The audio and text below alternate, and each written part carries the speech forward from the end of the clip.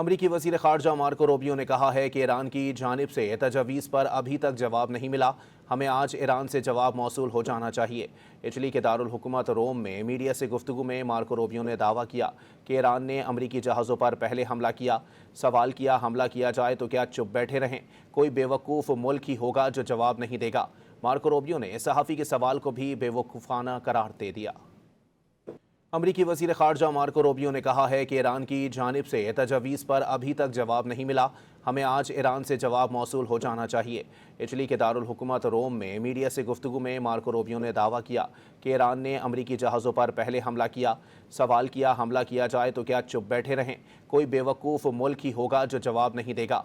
Marco Rubio ने सहाफ़ी के सवाल को भी बेवकूफ़ाना करार दे दिया। अमरीकी वज़ीर ख़ारजा मार्को रूबियो ने कहा है कि ईरान की जानिब से तजवीज़ पर अभी तक जवाब नहीं मिला। हमें आज ईरान से जवाब मौसूल हो जाना चाहिए।